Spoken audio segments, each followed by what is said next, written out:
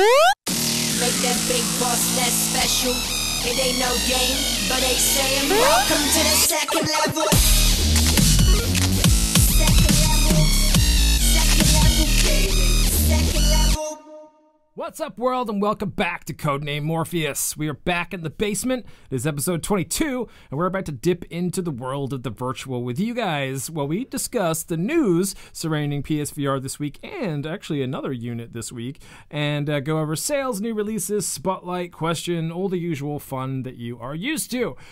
So thanks a lot for joining. My name is Tom. I am one half of Level 2 Gamers. The other half is sat beside me to my right, wearing his full Overwatch gear, excited for the season to start.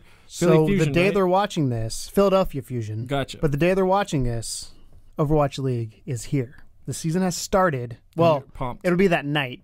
I think the first match is 6 o'clock our time. There's an app, by the way, an Overwatch League app if you want to follow the schedule and all that. There you go. He's big into his Overwatch esports now. Philadelphia Fusion. I don't think I said your name, but they should know it by now. Tell them your name. My name is Keegan. I have a problem. There you go. Yeah, 6 p.m. Central Standard Time is the first game. I know what I'll be doing. You're so stoked for this. I'll be playing Cards Against Humanity and watching Overwatch and with friends. So, that being said, introductions out of the way. Let's get right into it. It's a busy week. I'm going to move this closer to my face here. Sure. So, first of all, new game-wise, again, we're a little slow on the new games coming out of the new year, but I think it's just because they have so many, like, Titan games coming on the horizon, you know, like with the Impatient and Moss and Bravo Team. Everything got pushed. Yeah, they all got pushed till, like, sort of February, March time. So, we're stuck with basically... let's just say Chapter 2 to a game that didn't do great to begin with, and that is Ghostbusters Showdown, which is Chapter 2 to the original, which was the Firehouse episode. $7 if you want to get Showdown, and $10 if you want both. They're selling them as like a double pack or a bundle for both. As far as the game itself, I still am yet to play it because everything I've heard about it is terrible. I have it. I bought it right away. We were going to stream it. We were going to record it, and then HTCP was a thing, and it wouldn't let you record it. So that's kind of. I'm still on the fence about it. Everyone that I've spoken to says High definition copyright protection. It's not what it stands for, but that's what I'm going to say it stands for. Sure. CP is copyright protection. I don't know what the HD is. I mean, it's as good a guess as any. It's high definition copyright protection. So yeah, if you if you were in the minuscule amount of people that apparently really enjoyed the first Ghostbusters, then you may want to check that out. High bandwidth digital content protection. Thank you. So there you go. As far as sales, I kind of narrowed this down more this week because basically a lot of the same sales are still going on. So this is not all the things that for VR that are on sale. These are notable ones. So there's some that are new, some that are still there that I really think it's a good idea for you to pick them up, that kind of thing. So I basically kind of went through and picked the ones that I thought you should be looking at as opposed to just reading a gigantic list again. Although there is still quite a few in here, but it does fit on like one screen this time as opposed to like 5. So the first one, which I think is a new one to the sale, I don't remember talking about it last week, is Battlezone, which is $13.60 down from $40. You still haven't played this yet, have you? I played the demo, and I didn't right? like it. You didn't like the so demo? I didn't buy it. I don't know what it was about it. I think the full game really is better than the feel demo. like I was hitting my head on the tank. Yeah, I mean, it's a weird feeling being in a tank, in like a virtual tank, but I really like this game, man. Like I remember playing it quite considerably when I picked it up, and I really like it. I think the aiming is great, the movement is great, everything feels solid. It's just a fun little title, and I think $40 was always a little bit steep on it, but $13.60, this is a no-brainer for me. I highly recommend you pick that up. Castle Storm VR is $6 down from $15. Do remember though that with Castle Storm, the developers, I believe they are the guys that did the pinball game as well. We talked about it last year. I forget what the name is. I'm sorry, but those guys are giving that game away. FXVR, something like that. Yeah, they're giving that game away with a pre-order to their newer game that's coming out. So maybe like if you're going to pre-order that title, then don't worry about this. But yeah, 6 from 15 is still pretty good. Tekken 7 is a new one this week for the sale. 30 down from 60. Now again, Tekken 7, don't buy this for the VR, but it does have VR, just so you know. But again, it's a pretty hefty chunk of change, 30 down from 60. So if you were like on the fence about it, or you just wanted to try it for the VR, then maybe 30 is a better idea than 60. Pixel Gear, 110 down from 11. Pixel Gear, underrated. That's $1.10, not $110. Yeah, $1.10. Yeah. I think this is underrated because I picked this up near the beginning, And it's a fun little wave-based shooter. Like back when we only really had wave-based shooters on PSVR, it was like all there was. This one stood out, and it's actually really interesting. The way they utilize things like the sniper rifle are really interesting. Like you actually look through the scope. It's wave-based, so don't expect like miracles, but it is a fun little title. And for like $1.10, I think it's absolutely a no-brainer. Raw Data, lots of fans of Raw Data out there. $28 down from $40. Paver, otherwise known as Paranormal Activity: The Lost Soul VR, is 20 down from 40. Lots of folks in the r/PSVR forum recently have been saying, what I like Resident Evil, what else can I get? And this is always my first response, because even though the movement is maybe a little bit weirder in this than Resident Evil, it's not quite as smooth. It's definitely got the scare factor up there. Like it's definitely like got the spookies. So if you're just looking for like a nice jaunt around a haunted house with some crazy stuff that happens, then Paranormal Activity is honestly a really decent game. I would say at $20 it's worth a pickup. Tethered, God game. You liked this a little bit, but didn't stick with it, right? No, I didn't like the controls. Didn't like the controls. I liked the way it looked. I liked the idea of it, but when I got into it and played it, the controls were just... I don't know if it felt like there's too much going on or something, but there's too much for me to handle at the same time with trying to figure out the controls. I'm sure once I got the controls down, it'd be fine. But maybe practice makes perfect with that one. But at the time, I was like, I had other things going on, so I didn't have the time to invest in learning controls. Yep. I had other games I'd rather play in VR. So that's down from 25 to 10. Mortal Blitz, a lot of praise for that game, 10 from 20. That's another shooter, but it is supposedly one of the better ones on there. Static, fun puzzle game, 12 down from 20. Spark, 15 down from 30. If you're looking for a workout, get Spark. But also, this is one of those things where I feel like the player base has dwindled since the launch, and I feel like this is a good move to pick this up. I honestly killed the team. I feel like they should put it on like for free as like the PS Plus thing, but 15 is not bad. Like it's not terrible. Have you played this yet? No, I have it. I bought it. Never played it. Yeah, I'm part of that problem. Yeah, me too. Archangel, one of my most favorite experiences on the PSVR so far. $17.10 down from 30. Weird number, I know. But Archangel is a mech-based shooter, and it's got a shield in there too, so there's a lot of blocking and shooting, etc. Really, really nice VR game. Really strong visuals. I really, really enjoyed this. It was when I bought it for $40. I wasn't disappointed at $40, so this is a good price. It's been 30? No, when I bought it, it was $40. They dropped it since. Light Tracer, 12 down from 15. I get to play this. I have it, and it's in my folder to stream, but I've yet to stream. It looks super fun. Manifest 99. Now this is more of an experience than a game. It's 420 down from 6, but 420 blaze it. But Manifest 99 is kind of a narrative tale where you basically are moving from crow's eyes to crow's eyes on a train through, I guess, the afterlife, with gigantic anthropomorphic animals that you kind of learn their story as you're going. It's a really interesting indie game for VR, but don't expect a whole bunch of action. It's definitely narrative based. Rhombus of Ruin, 10 down from 20. You like this one, right? If you're a Psychonauts fan, you're going to love this game. If you're not, you probably won't. Yep. It's pretty simple. Sneaky Bears, 10 down from 20. Another wave-based. And Ancient Amulators, 10 down from 20. Again, another one I have that I've not played. I know. It's the worst, right? Like, we're the worst. Do you have that game? I do. We should stream it. It's online multiplayer. Yeah, let's do it. We'll do it Sunday. So there you go. So those are the more kind of standout ones that I personally like. Either I have played or I've heard nothing but good things about, and I'm just throwing them out there. You know what? I got something for these people before we move on. Go ahead, man. So, what you got? Some of you may not know, but we do live stream on Sundays. Last week we did PUBG. Maybe next week we'll do Ancient Emulator. If you guys are watching and you would like us to play Ancient Emulator, let us know. Our Twitch channel is twitch.tv/Level2GamersSTL. You can hit us up on there.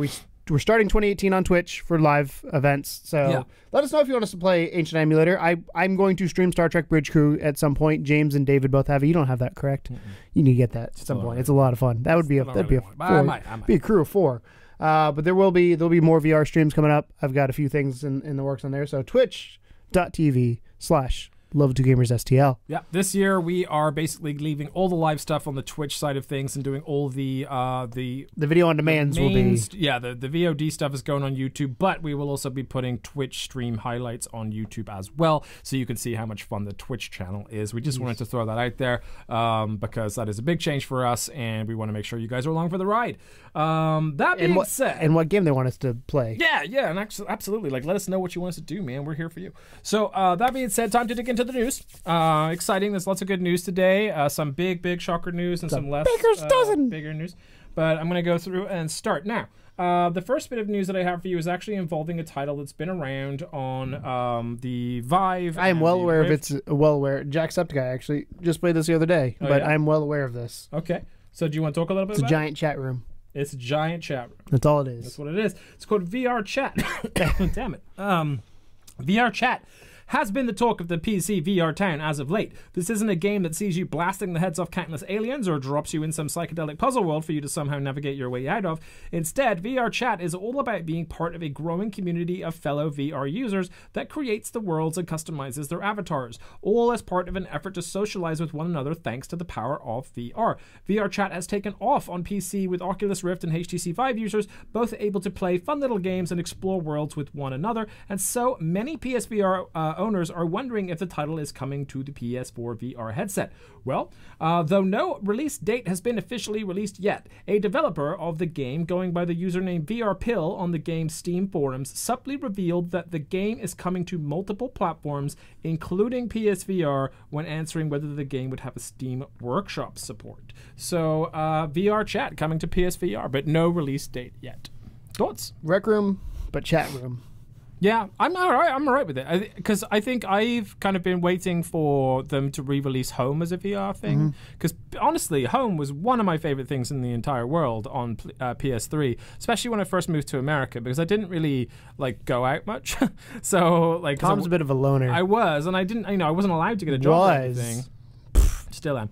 I wasn't allowed to get a job or anything when I first moved here, so I spent a lot of time online and playing games and stuff. And Home was a free download. There was always cool kind of stuff going on, and I just had so much fun in there. I started like doing all the glitches and stuff that you could do to get to weird to get areas. Like it was like a game for us that we would do it. I also joined. Do you remember the Homelings? No, I never played PlayStation. So here you go. You have to remember, PS4 was my first PlayStation console I owned outside of the one that came with our car. This is going to out me as a nerd and a half. So in PSVR, you could, in PS Home, you could change your avatar clothing and things like that. So there was this one machine right at the beginning that was for a game called Echo Chrome, which you may remember, and you could get the Echo Chrome outfit, which was basically just a giant white like outfit. So of course people naturally decided to start an alien cult on the inside of the game with these giant white outfits, and thus Homelings began, where basically it was just a very small group to begin with that branched out into literally like hundreds of thousands of people. They had their own fan magazine. There was like a lore. There was like a list of who was like generals and commanders and stuff. I got all the way up to general, baby. I was a general in the Homelings. But then when I dipped out, someone took my place. So a lot of fun. I had a great time on PS Home, and fond memories. So I really hope that it's like that, or at least it has that same kind of like vibe to it, where you do get to do some things together, but also it's just kind of fun to hang out. It's one thing that I think VR is definitely missing right now. For PSVR specifically. All right, news number 2, Ultra Wings patch drops. So that's already out right now. If you haven't checked it out yet, we have patch notes for you. Ultra Wings was the spotlight last week, and if you remember, it is really good. It's a really decent flight simulator, a lot of fun. You get to play it. I've got it. Dude, play it, man. It's seriously one of the gems of the system right now. So here's the patch notes. Increased render resolution for pro users. The game should be even more crisp than before, and it was no slouch before. Fixed black screen issue when trying to access an ultralight balloon mission on the Farm Island. Adjusted purchase prices of both the G-Racer and both airports on the Farm Island. This was supposed to match the prices of the Sport Plane and Paradise Cove airports so that players could have a true choice as to which to buy. added a new race job for the G Racer, attempted to fix the save issue when playing the game in languages other than English. Note, we've been unable to reproduce this issue, so if you continue to run into this bug, let us know ASAP, and also miscellaneous bug fixes mixed in there as well. So there you go. That's a quick update from the guys behind Ultra Wings, which is a solid game, and I'm glad to see them supporting it post-launch so quickly as well. It's only been released a couple of weeks, and they already have a nice patch out with a lot of issues addressed. So I do recommend you play that, by the way. I'm going to. It's a lot of fun. It's a lot of that sort of feeling of being, airborne and banking and like trying not to crash on your way down, that kind of stuff. It's really a good time. For those of you out there that like Ultra Wings, let us know in the comments. Post it up. I want to know who else is with me on this, because I seriously think it's one of those like underrated gems for the PSVR unit. All right, Happy Manager is going to be updated post-launch with partial PlayStation VR support. So this one is weird. So Happy Manager is from D3 Publisher. It's an apartment management adventure game that looks an awful lot like Summer Lessons. It will not support PlayStation VR at launch, the company announced. The game was first announced as a PlayStation 4 title with full PlayStation VR support. The publisher cited, and I quote, various matters, unquote, for dropping support for the virtual reality platform. D3 Publisher does, however, plan to update the title after launch with partial PlayStation VR support, it said. Happy Manager is due out for PlayStation 4 in Japan in January 2018. So that's kind of upsetting. Going from like a full VR release to just like not even doing it at launch and then only doing half VR after. Do you think it's more to say about the studio, or do you think it's more to say about VR in Japan in general? I don't know. There's no real way based on that of knowing there's various matters going on. So that could be an internal that's the thing. shittiest fucking answer for that. That could be various matters are making it hard. Sony didn't pay us enough money to support this. That could be we were told we were going to do it, and then we decided how hard it was. I imagine it's been doing all right over there, because Summer Lessons and things like that have been taken off big time. They take off over here. And they love their semi-naked lady watching with DO. Yeah, but the question again, I always go, my business hat going back in. How much money does it take to make that versus how much money do they recoup from that? Yeah, versus just making a normal PS4 game. They're just going to do like a diorama mode instead of like an actual which I hate. Implementation. I hate those. That's the last week when I said don't make tacked on experiences. That's one of the reasons. That's one of the worst. One of the things I don't think you should do unless you're really into staring at like Japanese school. Well, I think in general, like those just look at shit like in a room is dumb. Yeah, it's dumb. So there you go. If you were looking forward to Happy Manager, then I'm sorry to inform you it's not going to have full VR. Moving along, this is something you sent me. I'll let you talk about it because I think that this is a big one for you because you love this game, right? This is straight from the PlayStation blog.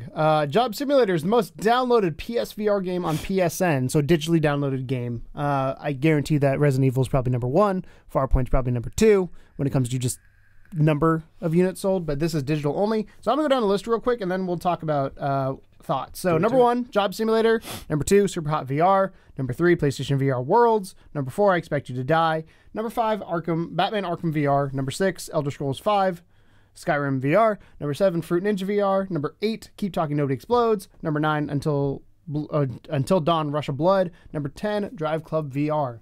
I have to say, if you were to tell somebody 10 games that are all over the map to try VR, that's a pretty good list, right? Pretty solid list. It's got pretty much everything. Like I said, minus Farpoint and Resident Evil, I think would be the 2 that we would add in there of like, hey, these are mind-blowing experiences. But say you don't do spookies or you don't like spacemen, you got these. And do you think Farpoint and Resident Evil are not in there because with Farpoint everyone bought the AIM bundle? So they didn't do the digital copy. Oh yeah, I think. And then with Resident Evil, most people just bought it anyway, and the VR was more like a happy addition. I think that that's my. Or I mean, people buy the physical game for it because it was their first. They have physical games for like Job Simulator and stuff, like physical releases. But I think of Job Simulator more as a digital thing. Yeah, because Resident Evil, I think like just more people bought that in general, and the VR was like a nice add-on maybe. But Farpoint, it was all about the AIM bundle. So of these games, I feel like you're the more serious VR gamer. I'm more the quirky VR gamer. Sure. If we can divide that way. Okay. So for me, like Job Simulator, I Expect You to Die, Fruit Ninja, Keep Talking Nobody Explodes, and I would even put Super Hot in there. Or like those are games that VR make amazing. Batman I could give or take because it was a cool experience, but it was short and it was like, well, and once you're done type thing. Like I didn't have any interest. Obviously, PlayStation VR Worlds, you want to jump back in, but I really love the fact that Job Simulator is #1 because I think it is the best move experience you can have that everybody understands. I think Super Hot would be too complicated for people because anybody can be put in Job Simulator and know what to do. You look at the board, you figure out where things are, you go from there. Versus like Super Hot, it's more mechanically based of like being able to throw stuff or punching things or being aware of your surroundings. Yeah, things in Super Hot. So I'm super excited about this. I love Job Simulator. I want them to release more jobs. I know they're doing Vacation Simulator, but if they did a job DLC of like, I don't know, maybe a garbage man or something. I don't know. I'm trying to think of scientist. A scientist would be fun. Garbage VR. You do scientist for Job Simulator, but like I really like that was #1 for PSN because I think it's a great game.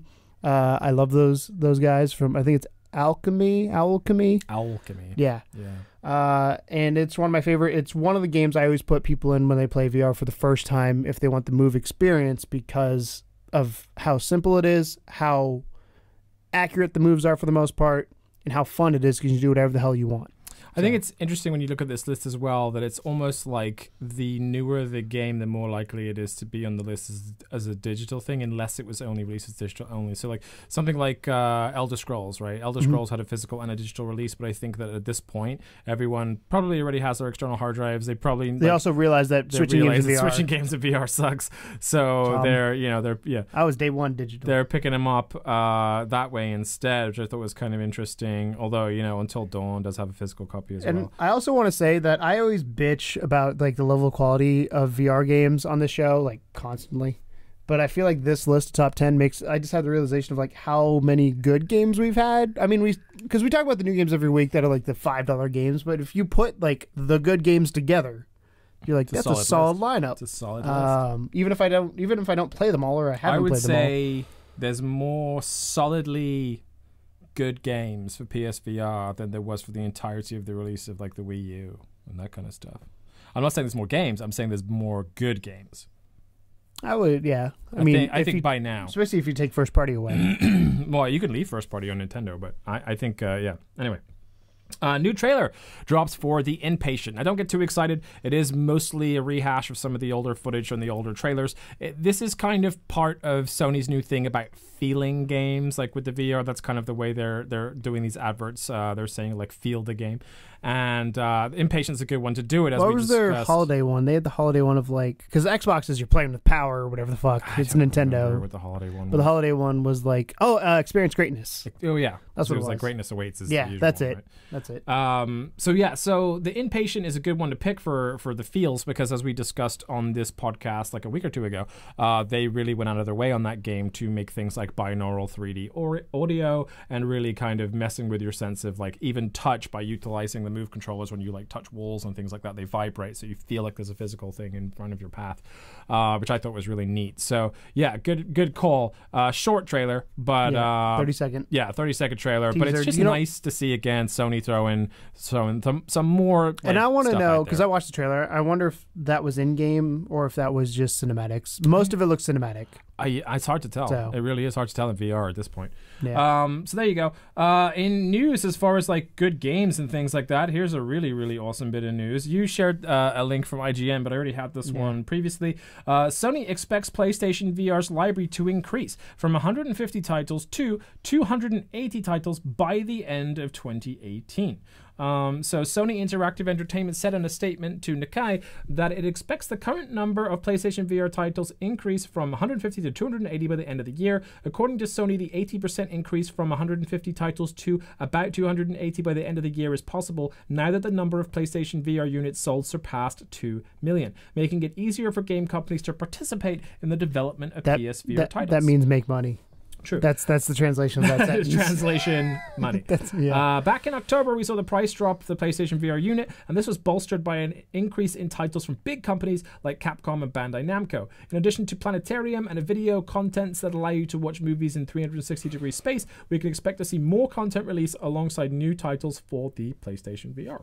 So that's good. It is. Again, I'm gonna put on the. Hopefully, they're good games and not just these little putsy $5-10 there's gotta experiences. Be some putsy ones in there. I but agree. I just, as long as I think if you look at the list of 2018 games that are coming that we know to be good, I'm a quality over quantity, Tom. Yeah. I'd rather have 30 great games than 120 shitty games. I think we'll be okay. I think we will too. I'm just trying to pull back expectations because people are like, holy shit, we're getting 130 games this year. It's gonna be crazy. Yeah, but I think probably if I'm gonna guesstimate now, I'm gonna put one of those crazy predictions I do out there. I'm gonna say about 50 of them are gonna be like, you're gonna want to play this games. Not like holy shit, amazing games, but these are games you want to play in PSVR. But for 1 year, 50 games that are must-plays is still a pretty good innings. Oh, I agree. Still a pretty good I agree. I just when you hear 130 games, you're also bringing mobile ports, you're bringing all these things in that are shitty. So I don't want people to be like, holy shit, like that's cool. Temper your expectations. But but there should be some good ones. There will be good ones in there. I mean, we know there's good ones in there. Fucking Moss, Impatient, Bravo Team. Looking forward to Alvo, big time. Yeah, there's something else. What's the other one? Oh, there's a bunch. The other military one. Really Firewall. Good. Firewall. I don't know if that's this year though. I think they said 2018. I'm not sure. It probably won't be though. Pretty much everything Sony said was 2018. I feel like that's going to be a 2019 game. So this is a weird piece of news. So this came through in an email to us, and it's like the shittiest email ever. I feel like someone was not supposed to send this out. So literally, it came in. There was nothing in the email except for a link to a website, which also had nothing on the website, and it was from Ubisoft, and it said in the title to the email, "Take command of the bridge." Now in non-VR. Yep. So basically they released this update, it's a free update to Star Trek Bridge Crew that makes a non-VR version. So if you feel like playing it without the VR stuff, you can do. So there's two things that are interesting about this. One, how shitty this email is, and the fact that I don't think they were supposed to say this. Well, it was known that there was going to be a non-VR update. They've come out and said. But the interesting part about that is this is the first time I can think of in history that that's happened, because it's always the other way around. It's always like they release the game. Oh, are you going to make a VR version? Oh, are you going to add VR to it? But this is like okay, they did it with VR. They did it with what was the other one they did it with? They went from complete VR to non-VR? There was another one that they did. It wasn't... Go ahead. I'm trying to think of who it was, but there was another one earlier last year that did it. I can't think of one. I'll get back to you. If I think of it, I'll let you know. But there was one that was VR, and then they implemented a non-VR mode to bolster the player base. Eve. Eve is now non-VR. They were two different games, though. No, Eve Valkyrie is now non-VR. Valkyrie? Yeah. Oh, that is. It has a non-VR mode, I believe. Weird. Or Gunjack. One of those. I believe it's. I could be wrong on that. I know there's one that did it. I can't. If you guys know, please let me know, because I know there's one that did it, because I was like, they did it to bolster the player base, which makes sense. But I'm excited about this. Yeah. Because I love this game. Me and David keep saying we're going to jump back into it, and haven't really. I mean, for us, it's not too bad because we already have 3 people. If we had Tom, we'd have 4. I just don't want to do it. Hey, now you play non-VR as well, Tom. I feel like an asshole, but I don't want to play this game at all. It's so good. Anyway, so that was like a fun piece of news, but that email was a joke, man. It was really weird. So, of course, the biggest news this week, the one that we're going to leave the news section on, is actually nothing to do with PlayStation VR up front. But on the back end, there is some ramifications, and those ramifications we're going to talk about in our question for this week. So we're going to leave a lot of the kind of the discussing part of this to later, but we will go over the entertainment part of it now. And that is that HTC unveiled a higher resolution Vive Pro VR headset with built-in headphones. Can I read this? Because I'm going to nerd out on these numbers. Absolutely. Go ahead. HTC is refreshing its Vive headset with a new Pro model today. I love everybody's adding just Pro to everything. Yeah, why not? PS4 Pro, MacBook Pro, iMac Pro, iPad Pro, Xbox Pro. That's what the X actually stood for initially. The original Vive debuted nearly 2 years ago, and the new Vive Pro is clearly designed to address some of the complaints of the earlier headset. HTC is increasing the resolution of the dual OLED displays to 2880 by 1600, 1440 by 1600 per eye at 615 ppi, that's pixels per square inch. A 78% increase from the 2160 by 1200, 1080 by 1200 per eye resolution of the current Vive, which is a significant difference. Like, that's a significant The Vive was probably the best one to begin with. Yeah, because it's 1080p per eye. Now it's... I would actually be really interested to see... It still doesn't really matter without the developers making the content that quality, but yeah. This resolution increase should help with clearer text rendering and overall graphics, and the bump puts the Vive Pro beyond the Oculus Rift or Windows mixed reality headsets. Along with the resolution increase, HTC also announced the redesigned Vive Pro's head strap and added built-in headphones. One of the complaints of the original Vive was that it was difficult to adjust and heavy, and you had to plug in headphones, creating another cable dangling to potentially upset your VR experience. The Vive Pro's head strap includes a sizing dial to set to the head, so the headset is a lot more balanced and hopefully won't feel too heavy at the front. That was you've not worn a Vive yet. It's probably the one that, again, I'm exaggerating because it's not actually this heavy, but you can feel it. The screens here versus PlayStation. PlayStation is so well balanced. That's one of the things I noticed initially, but that's actually kind of nice. The Verge will be testing it later today. Also, HTC has also added dual microphones, dual front-facing cameras, which were designed for developers to take advantage of.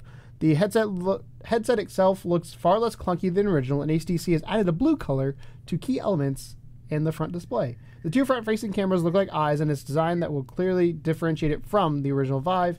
HTC is promising release dates and price will be available soon, but the company is not providing it today. HTC Vive Pro is also backwards compatible with both 1.0 and 2.0 Steam VR tracking, and you can use up to 4 base stations for room tracking on the Vive Pro versus 2 on the HTC. HTC says the current Vive will remain on sale throughout 2018, and HTC will sell the Vive Pro headset standalone to existing customers this quarter. A full bundle and pricing will be available later. Alongside the HTC Vive Pro update, HTC is also improving its Vive Port app store experience for the Vive.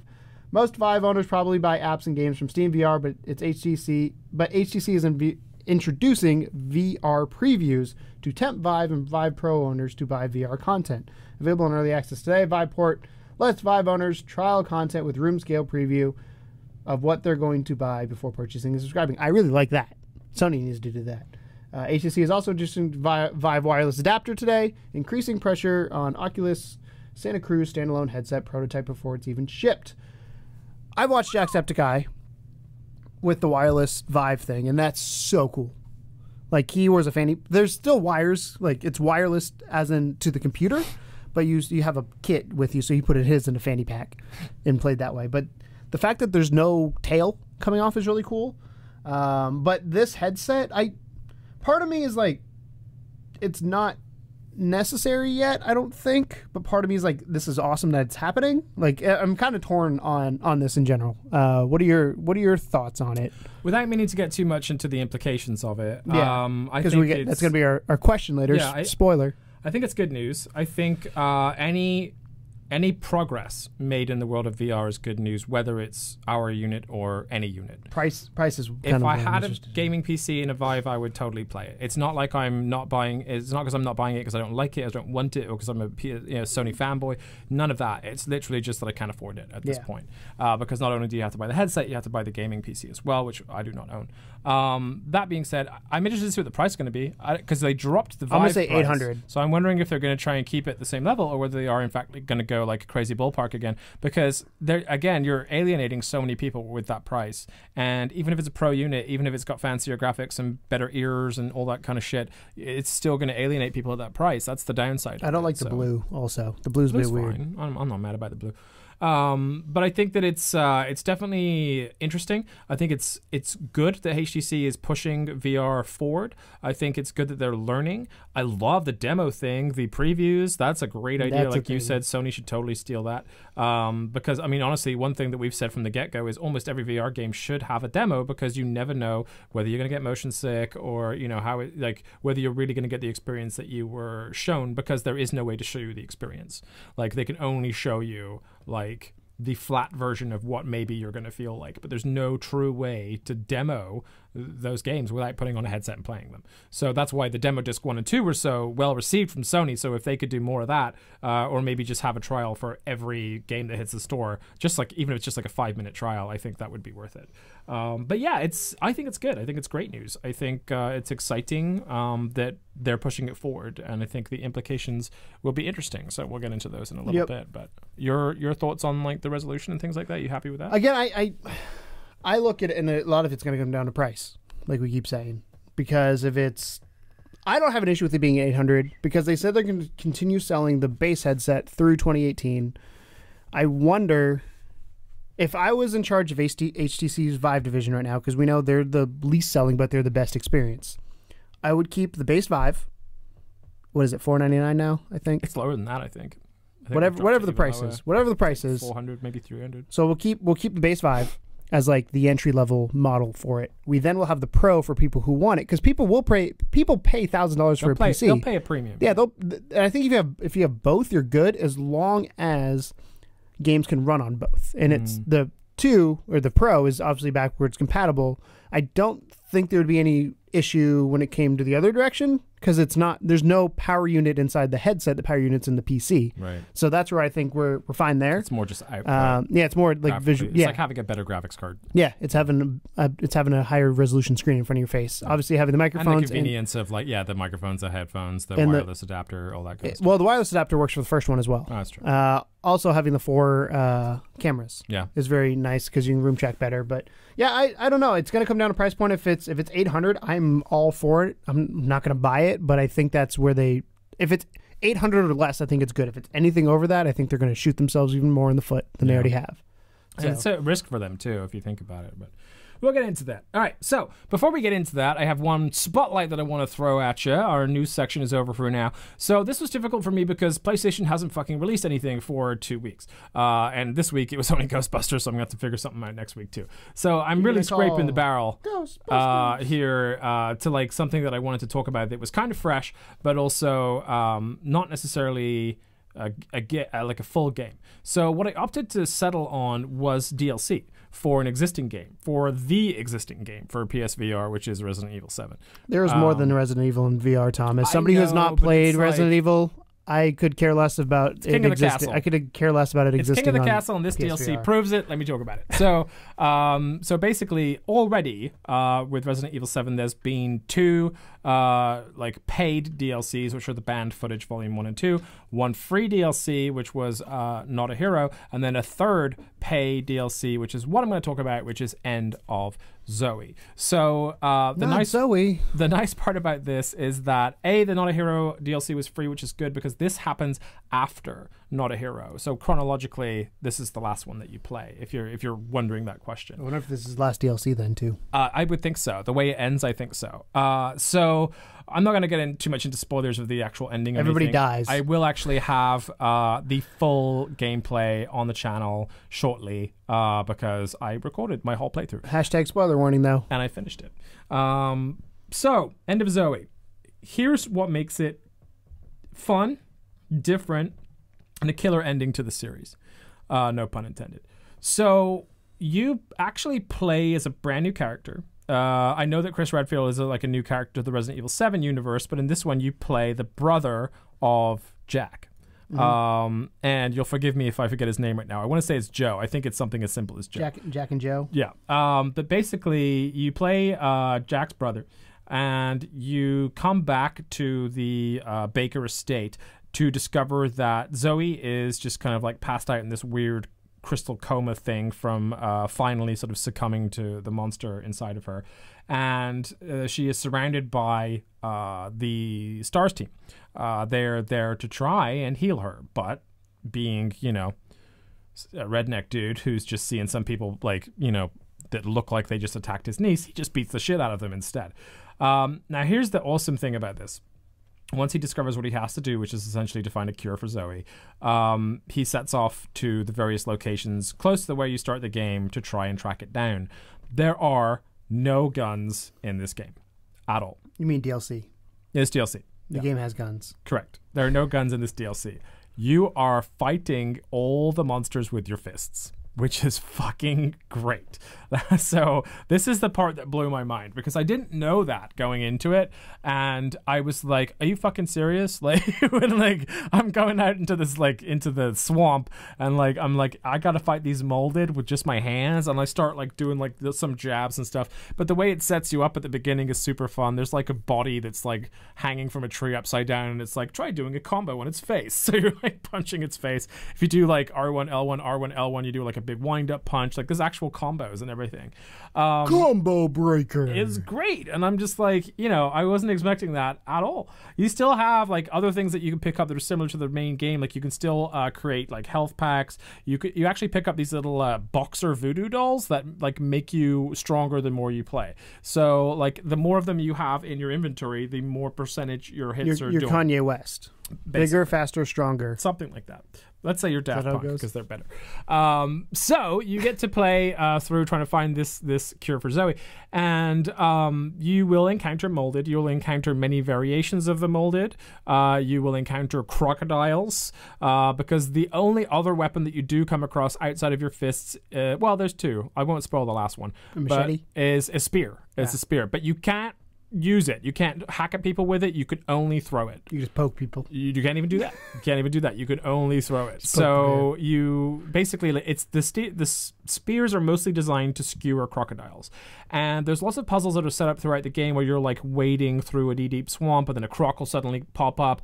And if you don't have a spear, you're literally fucked. Like the crocodiles are one-hit kills every time. If they smell you, you're dead unless you can really quickly get out of the water. Just don't fart in the water and they won't smell you. Right. So they solve it. So you can also you can smell the fear, Tom. You can also craft spears. You can find them just around the environment. It's pretty satisfying to like throw a spear at a croc's head and take it down. You can of course use them on the main enemies too. Some of them they're one-hit kills, some they're not. I do recall a couple boss fights where I just happened to have a spear and I would throw it at his face and it would just be stuck hanging out of his face and I'd start boxing his face. It just was really cool and I really enjoyed it because literally like you feel almost overpowered because you're so helpless when you're fighting the molded as Ethan. Mm-hmm. You're a little better when you have guns and you're Chris Redfield, but you're still kind of nervous and scared. For some reason, you are not scared at all punching them to death. It's so weird. It's like this dude just feels like he could fight a bear and not give a shit about it. So as you're going around the game, it's almost like, okay, we've given you Terrified. We've given you weapons, like to see what it feels like to play Resident Evil. Now see what it feels like to be a god, you know? So you're Teddy Roosevelt. It's super fun, yeah. So you're just going around beating the crap out of these monsters, combos, stomping on their heads, all that kind of stuff. Crocodiles, you know, the whole lot. The story is really good. A member of the Baker family does come back into the story, and aside from Zoe, that is. And the ending is let's say a complete ending to that episode of the series. The way it ties up, everything is in a bow. There's no kind of everybody's dead. Yeah, there's no really open things. There's no kind of like, oh, but what about this guy? Which is what I loved about the DLC was that it cleaned up the story because the two kind of people that you had questions about after the main game were Lucas because he escaped and Zoe because you left her in the Baker house because you chose Mia. Almost everyone, I would imagine. I don't know what happens if you choose Zoe, honestly, because you get to only cure one or the other. I know you haven't played it, so you only get to cure Mia or you can cure Zoe, and like Mia's the person you came for, so you almost everyone's like, well, I want to cure my girlfriend because I might get laid. But I don't know if you cure Zoe, like what happens, whether she denies it or what. She's definitely mad at you about it, but you know it gets better. So End of Zoe DLC, $15. Well worth it. Once you're done, there is a really awesome kind of weapon that you get towards the end of the game. I won't ruin it. It's a lot of fun. Watch the gameplay if you want to see what it is. It's a lollipop chainsaw. It's not any kind of normal weapon. It's like a future tech weapon, which makes it even more fun. And you get to keep that weapon and then like progress on and redo it, but just with like ultimate power. And I think even the second playthrough, they just give you a shotgun. Just like, why not? You know, you've done it with your fists, so here's a shotgun. See how you do. But you could do like, you know, nightmare mode and all that kind of stuff. So yeah, so End of Zoe DLC, if you're on the fence about it, if you want more of the same Resident Evil, it's not quite the same in terms of fear. It definitely has the storytelling, the narrative down. If you're invested in that story, it's worth playing. If you're tired of running away in Resident Evil and just want to beat the shit out of things. If you're tired of running away and just want to box fucking monsters, it's so much fun. Definitely you will feel like overpowered, but there are still some scares. There's some good moments in there. There's a lot of moments that you aren't expecting. So yeah, totally worth it. I had a lot of fun with it. Review, also gameplay going up on the channel. End of Zoe, pick it up. Cool. So let's get into the questions since we were sort of we'll pick up where we left off. My question, as it was kind of laid out for you, is and I won't put this in. I've learned that the way that I write a question is like 2 sentences long, and I have to kind of narrow it down for our actual title. But does HTC's announcement this week increase pressure on Sony to update the PSVR faster, or is this basically HTC trying to claw its way back to where PSVR is? That's the way I'm framing the question, but you can choose to answer it however you want to. Go ahead. And go. I was just staring at Tom, by the way. So my thoughts on this are like, do I think it puts pressure on Sony to make a new one faster? Not really, because I think Sony, the thing Sony needs to fix is the box itself, not the VR unit. You need a more powerful box, PS4, PS5, whatever the hell it is, before you can make a more powerful headset with the resolution. Could they potentially just update the breakout box? No, because from what we've been told, that does not have that much power inside of it. And even if it did, all the better reason to update. I don't know. I would rather have it all in one unit. I don't want a breakout box, because I think that's one thing Sony's screwing up right now is the breakout box. They needed it, though. You should. I know, but that's what I'm saying. Like if you plan the PS5 in 2019 with PSVR in mind, because you sold 2 million units already, over 2 million units, like just do that. How many people, you know how gamers are, Xbox always had the fucking power brick outside the console. People bitched about that because I think it's a pain in the ass to plug in and it's everywhere. One S, put that shit inside. One X, put that shit inside. People are like, thank God. I feel the same way about the breakout box. Just find a way to put that into the unit somehow. Obviously, you can't just physically put it in, but like find a way to put that in there. And I think that's what Sony needs to focus on first. Because the headset, do I wish the headset was higher resolution? Hell yeah. My biggest gripe with the PlayStation VR is the visual fidelity of it, because it is definitely lacking as somebody who has played with the other 2 headsets, and especially the Vive, and now with it being even better. Like I think Sony is falling behind in the visual standpoint, but they cannot do the visuals without having the power behind it. That being said, I also think Sony is doing really well with curating VR titles compared to the open range that is PC. I do like that PC is open because you try things and then developers will come to throw some PS4, mud at a wall sometimes. see what happens. Stick. Yeah. So do I think Sony needs to do a response to this? Not really. I think the response will be the next console, which I keep saying announced 2019, coming out 2020, I think, or yeah. Is that what I keep saying? That's what I keep saying. Yep. I couldn't remember. I always can't remember your own prediction. I get my dates mixed up. Damn, man. But yeah, I don't think Sony needs to catch up there. I think they need to do the console, and then if they do the console and then they don't release a headset for like 2 years, then I have an issue, because then you're really far behind because technology moves so quickly. I think there's more as of HTC trying to get back on track to a certain extent. I think a lot of people in PC land have Oculus because it's cheaper. And they're going to run in the same thing here where we talk about price. If it's $800, like you said, I still think they're pricing themselves out. That's why I want them to keep the lower one, which is still a good unit. It's still the best unit of the ones that are out. You're just making the best unit better. And I kind of look at it like the iMac versus iMac Pro. Like, the iMac is a pretty machine. 27-inch iMac, you could fully load it. It's a beast of a machine. That's what I got. I got a 2013 iMac that I edit everything on. The iMac Pro is fucking nuts. Like, it's one of those things where, do you need all that? Not really. Is it good to have? Someone needs all that. Yeah. Is it good to have future-proofing? Yes. And I think, obviously, with the display, with the visuals, it is going to make a difference to people. But like you said earlier, if you don't have games that take advantage of it, or if you don't have anything that takes advantage of it, there's no point in having it. This was the same thing we talked about with Destiny when we were talking about how Destiny wouldn't run at 60 frames on the Xbox One X and stuff like that. It was a case of I don't know what the fuck is going on today, man. Sorry, I feel like I'm dying here. I got like dog hair cut in my throat or something. But anyway, because Destiny 2, like, it wasn't a case of necessarily that the Xbox wouldn't run it. It was a case that the developers didn't bother to optimize it to run on that machine or any machine. So it was, it's very nice to be able to do something. Like, it's very nice to be able to play 4K resolution if you have that ability. Yes. But if the people aren't putting out the 4K movies that you want to watch, then, if 4K was a thing and the only movies they put out were just like shitty action movies and they never put out anything like, classic or that I personally loved, then I wouldn't be getting into 4K, because I would just be kind of like, well, the stuff I want and need isn't taking advantage of this technology. So that's like 3D movie. I think that's why 3D went away from televisions. That was the thing like 5-10 years ago, where it's like, oh, 3D. And movies that did 3D right are amazing. Avatar comes to mind, How to Train Your Dragon comes to mind, but movies that tacked on 3D after the fact, not as good.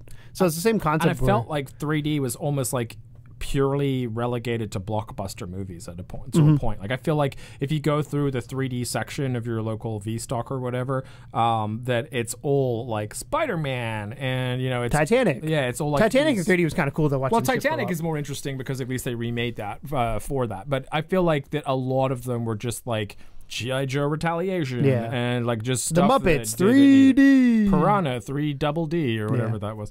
But so and I actually have a 3D TV. I do too. Enjoy I didn't buy it for a 3D TV. It just happened to be a 3D TV when I bought Same it. Here.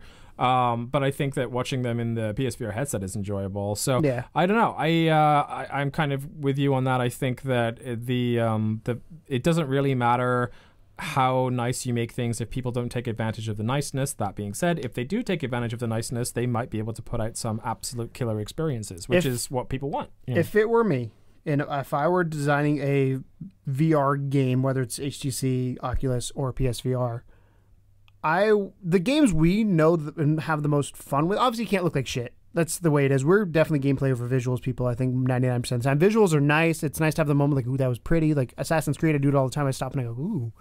But it's almost like an added bonus to me. But think about like Rec Room. Rec Room is not a pretty looking game. It's good with what it does. Decent. It's low textured, but it's a lot of fun. The gameplay is nailed.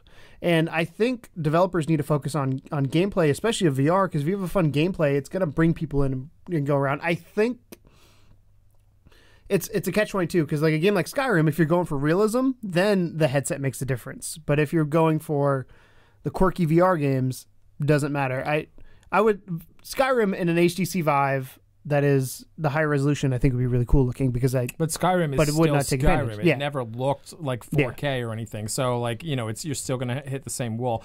The question that I have is this, like, what is it about HTC Vive right now that is holding it back from beating PSVR? I think is it the resolution? Cost of computer, right? It's not that it's a worse machine; it's the best machine out of the tube. It's losing for a different reason. So making the best machine better is great, and I love that they're pushing forward that market, but at the same time, like, that's not the reason you don't have the market share, because your unit's already better than the PSVR as far as what it puts out. The reason why you don't have the market share is because the experiences aren't there. You're not curating the content, like you said, as much as Sony is, or necessarily putting money specifically into experiences for just. I think they are, but I think since PC in general is a Wild West, it's open platform. You can have any, and again, there's an advantage Sony has, and I think Microsoft right now is doing it to a certain extent. They're watching, see what happens with PSVR. You know Microsoft's working on something. They would be dumb if, whether it's AR, VR. I mean, they have the HoloLens, but I don't think HoloLens is going to be a consumer product, personally. It might be, but it'll be a while. I don't. Well, in the state they showed it, I don't think it's going to be a consumer product. They're working on something though, because they'd be dumb if they weren't. I mean, even like look at Apple jumping into AR and VR. They've talked about that as well. Like, so I think Microsoft's sitting back. I think Sony's doing the same thing with the PC realm of like sitting back, kind of seeing what these developers are making. Like, okay, that's good. That's good. Let's partner with this person, see if we can get on their platform. And then when they go to like Capcom or they go to Supermassive, they say, hey, this is what we've learned from this developer of a scheme that works, control scheme that works, of a technical thing that works, that you can utilize so you don't have to do that research yourself. So it's cheaper for them to produce the game, then they can make the money back. They're definitely quicker. learning a lot from Vive's mistakes and successes. I do really like the preview thing. Yeah, like Sony, that's one thing Sony needs to do. Think that's probably the better news to come out. I mean, I'm not saying I'm not shitting on the headset at all, because it is fantastic. But I think that is the type of innovation that you need in order to get your audience. Because I'm hoping as well that works for the original unit too, just so that starts doing better. Because if I'm allowed to preview every single VR game, I'm going to buy more VR games. It's that simple. I mean, I buy a lot anyway because I have to for this show. But I feel like if I'm just you Joe average consumer, that I'm not necessarily going to drop 30, 40 bucks on, like, let's say like Archangel, right? Archangel, there was not really a whole lot of information about it when it came out. They had a high price tag on it. And for a lot of folks, 40 bucks was steep for that. Arizona Sunshine, 40 bucks was steep for that. And what happens is over several months, these games start dropping their price. They start perma-dropping their price. They go on sale a lot. And that's when people are like, maybe it's worth a risk now. But rather than being like, is it worth the risk now, like after a sale, why don't you try and get that risk negated by having a demo, and then people will buy your game at full price if they think it's worth it.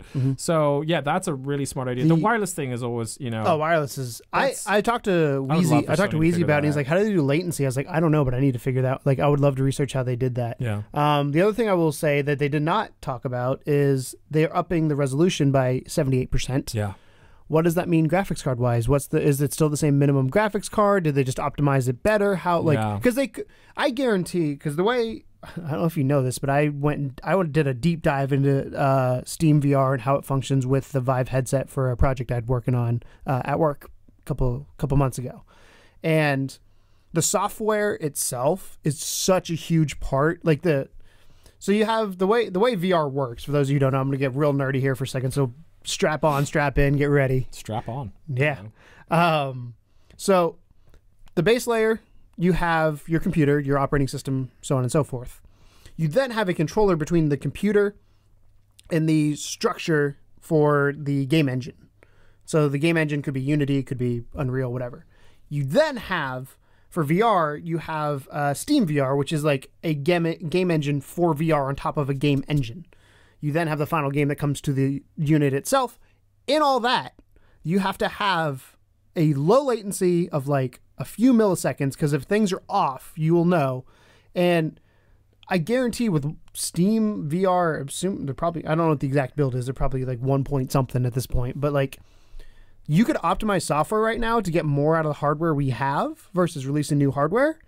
Because think of any 1.0 software, any 1.0 hardware. Obviously, yes, you need to refine the hardware as you go along, because it's true of the more and more. lifespan of any regular console. But yeah, the games get better as it goes on. The software, I think, especially for like Steam VR or for whatever VR, I don't know what Sony uses for a lot of their stuff. They probably use the Unity stuff, so which uses Steam VR as a platform base. Yeah. Or if Unity has their own thing. Well, a lot of them have to make their own engines. Like Capcom have to make their own. Yeah. So like that's an example though of like they did it the first time. I'm sure they learned things from that of like how to refine it, how to make it better. So I think to me right now there's a bigger advantage of software optimization versus hardware getting more beefier specs, because I'm a firm believer that we throw too much power at things to fix problems that shouldn't exist. So I mean, in PSVR right now, if they optimize the software, would Skyrim look fantastic? No.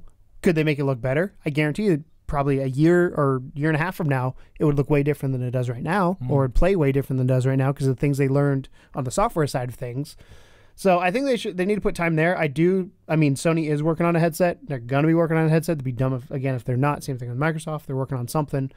But I don't think this pushes them to bring it out sooner, because there's so many other things that are involved besides the hardware. I think this is more of HTC Vive and things like right now, they're getting press. They're getting people excited again. They're like, oh, look at this cool new shiny thing. And I think for them, they had to do that because Oculus was dominating PC. PS4 is dominating console because it's the only one, but it's also dominating VR in general. So it's them getting their name back in the press for good press, other than price cuts, what is it, about a month or two ago, they talked about selling the Vive off to somebody. Well, they also, and also they, Valve as a whole were going to start partnering with Sony on Vive-only releases being released to PSVR, which is still in talks, by the way. But it's, you're absolutely right. I think software definitely could be tweaked easier than hardware. And I think there needs to be a hardware upgrade at some point, but I think software is we're not there huge. Yet. Yeah, I don't think we're there yet. I don't think we've not learned enough about the hardware, or we've not learned enough about what we can unlock in the hardware through the software, because the software is so much younger than what it needs to be. I think that's why my prediction of the 2020 and then a year later PSVR 2, because that would be what? 4 years? 2019 and 2020 was the release. Yeah. So 2020, so that would be when 2016 was that when that was, so that'd be 4 years. So that to me is a good enough time span to, because at that point you would unlock software secrets and then use that new software secret on the new hardware. The hardware is beefed up, and then you're basically chasing your own tail. You then unlock those hardware secrets through software and so on and so forth. So I don't know. I just feel like I think we're, like you said, we're just not ready for it. I want it. We're definitely not. Yeah, we're definitely not ready. I'm excited because it's bringing people. It's bringing news. Yeah, it's bringing hype back, which I think is important. What it does for the industry is good. I don't think it's going to work out the way they think it's going to, because I'm really worried about that price tag. Honestly, I have a feeling this is the good feel. This is the EA saying, "Hey, here's our single player campaign. Here's gameplay. Here's all this. Oh, by the way, here's all the other things." So I think overall it's good. I think Sony probably not that nervous about it. They'll keep an eye on it. They'll keep an eye on it. But I think the other things I think Sony will keep an eye on is if developers are asking for that. Because if the devs are asking for that, they have a bigger voice than Sony, which is true. But they're gonna get their feelings known, like you said, like closer towards PS5 territory.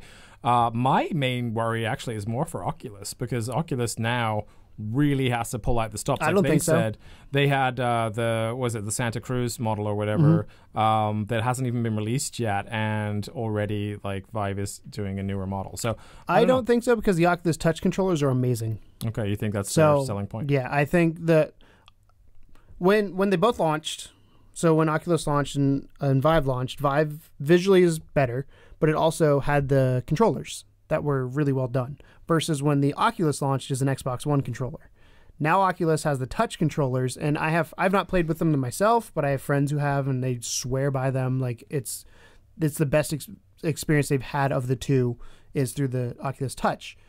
And again, that's a gameplay thing you can add. Yeah, that's a thing where software can then unlock the feelings of like impatient touching the wall. If you do the touch controllers right, that you don't need the screen is going to be fine for a little while. I think once we all get used to 4K and then we see 1080p, we're going to go. It's kind of like what we're doing now. Like if you showed us this display that we have in the PSVR like 5 years ago, maybe a little bit more than that, like 1080i or 720 was standard, we'd be like, holy shit. And now we're like, it's all right. Right. Because we're so trained to look at technology, nicer stuff. Man, moves fast. But yeah, that announcement came out of CES 2018. Sony had an announcement last night, or had a conference rather last night at CES, and did not mention anything PlayStation VR related, just in case you were wondering. Because there was a few people that were leaning on maybe the Move 2.0's come out in this one. You mean you? No, other people, not me this time. I've kind of put that to the side for now. I'm like, we're not going to see him until Sony's ready, so I'm just dealing with it. Like I've been saying the whole time. But no, like the entirety of r/PSVR. I'm smirking at you, by the way, because I was right. You could smirk. I was super right on that. Yeah, well, whatever. See this picture of the thing that they can't show? Isn't that a move? No. I mean, it still might be right around the corner. We don't know. Right now, I'm just like I'm gonna call up Shuhei after the show and be like, "Yo, Shuhei, I gotta know." I'm done worrying about it. I'm just like, it'll happen when it happens, and I'll be happy about it. In the meantime, everything works great, and I mostly use a DS4 anyway. So that's your show. That's Codename Morpheus episode 22. Thank you so much for tuning in for all of the new releases, the sales, the news, the spotlight, the question. Hopefully you have questions. If you do, drop them into the comments below. If you want to chime in on the whole HTC Vive situation, please do. We'd love to hear what you guys think about that Pro unit and how you think it, or if you think rather, that it will affect the PSVR. And do you think they'll keep the original Vive? Because they said through 2018. Do you think they'll keep it past that? Because I think it would be dumb if they get rid of it. I think they'll let 2018 play out and see what happens. Yeah, I think that's what I'm thinking too. But yeah, this has been Codename Morpheus. My name is Tom. This is Keegan. Thank you so much for joining us. And as always, welcome to the second level. Bye. Ain't no game, but they saying welcome to the second level.